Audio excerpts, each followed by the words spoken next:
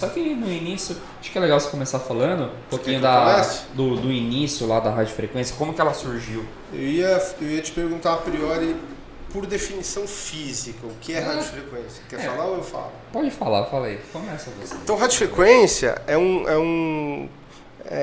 uma parte do campo eletromagnético de comprimento de onda longo que tem por definição formar, além do campo magnético, campo elétrico e corrente elétrica. Isso, exatamente. Então, esse trecho que a gente chama de radiofrequência, dentro do campo eletromagnético, de acordo com a variação de frequência, pode formar outros tipos de radiação. Como, por exemplo, a radiação visível, que é a radiação emitida pelo Sol, que vai lá dentro da radiação visível, da cor vermelha até a cor violeta, né? Enfim, então essa radiofrequência surgiu já há muitos anos com um princípio ablativo, que tinha a capacidade de gerar corte, de gerar queimadura, né? E aí, nos tempos mais atuais, dá para colocar aí uns 10 anos para cá... Mas eu acho que a ablativa começou lá em 1960. Até antes. Até 1920, bem antes, né? Bem antes. E aí o surgimento da não ablativa, né? Que é onde você vai chegar em uns 15 anos, 20 anos... Por aí para um pouco menos. Pouco menos. A radiofrequência propriamente dito, o que a gente tinha de 20 anos, 30 anos para trás, eram as ondas curtas, que é um tipo de frequência de campo eletromagnético também, só que com uma frequência e um comprimento de onda diferente. Sim. Né? A radiofrequência, dentro das frequências de rádio, é que é mais atual e aí data de uns 10 anos para cá, principalmente em sua modalidade não ablativa, onde ela não tem capacidade de gerar lesão tecidual direta. Contudo, ela pode gerar queimaduras se usada da forma inadequada ou se o equipamento for concebido da forma inadequada.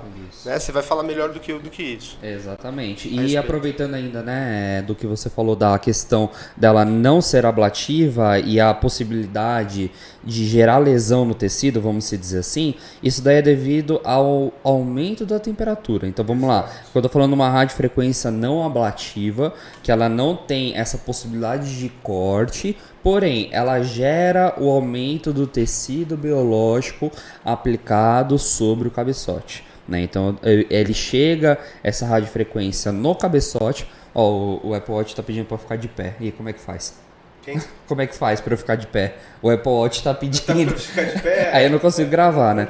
Então, quando você fala sobre a radiofrequência, o principal efeito dela é o aumento da temperatura do tecido. Só que como que a radiofrequência ela gera um aumento de temperatura do tecido?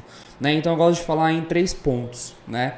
Isso a literatura, né? A ciência, ela bate bastante nisso. Primeiro, a gente está falando movimento, né? Uma vibração iônica, né? O que seria essa vibração iônica?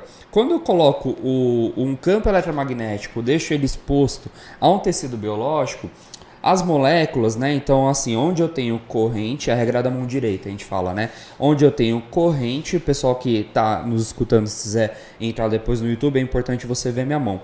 Onde eu tenho corrente, né? O meu dedão para cima, significa a passagem de corrente elétrica. Onde eu tenho corrente, eu tenho campo eletromagnético. Né? Então esse campo eletromagnético, ele realmente é o responsável pelo aquecimento do tecido. Né? Então quando eu começo a trabalhar com esse campo eletromagnético, as moléculas elas começam a fazer uma vibração iônica, onde uma começa a entrar em atrito com outra devido ao campo eletromagnético. Né? Então quando elas começam a entrar em atrito, né, elas começam a gerar um certo aquecimento. É como se você pegasse sua mão, você começa a atritar uma na outra e aí sim, né, você começa a perceber o efeito do aumento de temperatura. Então esse é o primeiro ponto sobre a vibração iônica. Uma vez que a gente define calor, né, fisicamente, se a gente procurar a definição de calor, é o estado de agitação aleatória das partículas que constituem um corpo. Né? Então, as partículas que constituem esse copo, por exemplo, elas estão interligadas em função de agitações cinéticas. E o estado de agitação cinética dessas partículas é o que determina aqui a temperatura do copo. Isso serve, como o Murilo falou muito bem, para os tecidos biológicos. Os tecidos biológicos, ele age fazendo esse movimento de vibração iônica, né?